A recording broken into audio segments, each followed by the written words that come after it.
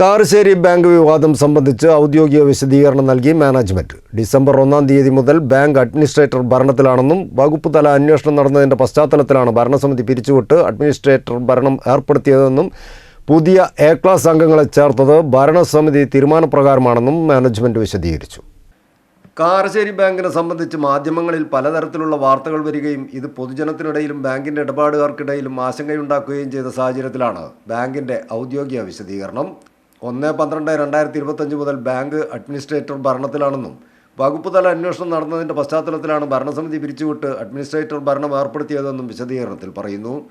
കഴിഞ്ഞ September October മാസങ്ങളിലായി സഹകരണ നിയമങ്ങളും ചട്ടങ്ങളും പാലിച്ചുകൊണ്ട് ഭരണസമിതി തീരുമാനപ്രകാരം അംഗങ്ങളായവരുടെ വിവരങ്ങൾ കമ്പ്യൂട്ടറിൽ രേഖപ്പെടുത്തുന്നതിനായി ചെയർമാൻ ജനറൽ മാനേജർക്ക് നിർദ്ദേശം നൽകിയതിൻ്റെ അടിസ്ഥാനത്തിൽ ബാങ്ക് IT വിഭാഗത്തിൻ്റെ നിയന്ത്രണത്തിലാണ് ഡാറ്റ എൻട്രി ചെയ്തിരിക്കുന്നത്.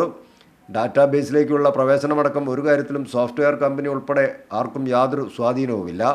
100% കാര്യങ്ങളും IT വിഭാഗം ജീവനക്കാർ തന്നെയാണ് ചെയ്യുന്നത്.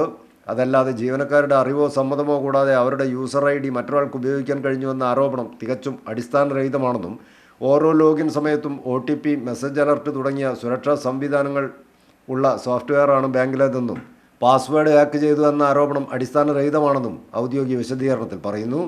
ഒപ്പം ഇത്തരം വ്യാജ പ്രചരണങ്ങളിൽ വീണുപോകരുതെന്നും ബാങ്കിൻ്റെ ശക്തമായ സാമ്പത്തിക അടിത്തറ ഏത് പ്രതിസന്ധിയെയും അതിജീവിക്കാൻ പോകുന്നതാണെന്നും വിശദീകരണത്തിലുണ്ട്. പുതിയ അംഗങ്ങളെ ചേർത്തു എന്നുള്ളതാണ്, അംഗങ്ങളെ ചേർത്ത രീതിയാണ് പ്രധാന ആരോപണം വരുന്നത്. അപ്പോൾ അത് എന്താ സംഭവിച്ചെന്ന് വെച്ചാൽ കഴിഞ്ഞ സെപ്റ്റംബർ ഒക്ടോബർ മാസങ്ങളിലായിട്ട് സഹകരണ നിയമങ്ങളും ചട്ടങ്ങളും പാലിച്ചുകൊണ്ട് ബാങ്കിന്റെ ഭരണസമിതി പാസ്സാക്കിയ തീരുമാനപ്രകാരമാണ് കുറച്ച് അംഗങ്ങളെ ചേർത്താൻ വേണ്ടിയിട്ട് അംഗങ്ങളുടെ കമ്പ്യൂട്ടറിൽ എൻ്റർ ചെയ്യുന്നതിന് വേണ്ടി ചെയർമാൻ ജനറൽ മാനേജർക്ക് നിർദ്ദേശം നൽകുകയും ജനറൽ മാനേജർ അത് IT വിഭാഗത്തിന് ഏൽപ്പിക്കുകയും ചെയ്തു ഡാറ്റ എൻ്റർ ചെയ്യുന്നതിനായി.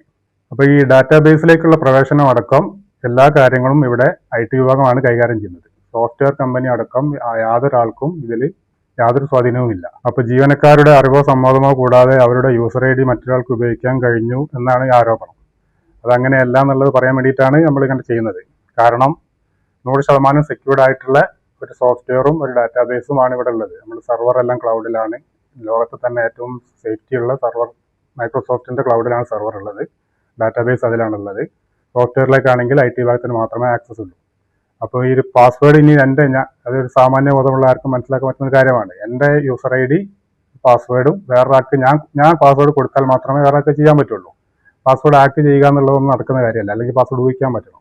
കൂടാതെ ഇപ്പോൾ ബാങ്ക് സർക്കാരിൻ്റെ നേരിട്ടുള്ള നിയന്ത്രണത്തിൽ വന്നതിനാൽ ഒരാൾക്കും ഒരു കാരണവശാലും ആശങ്കപ്പെടേണ്ട സാഹചര്യവുമില്ലെന്നും വിശദീകരണത്തിലൂടെ ജനറൽ മാനേജർ വ്യക്തമാക്കി.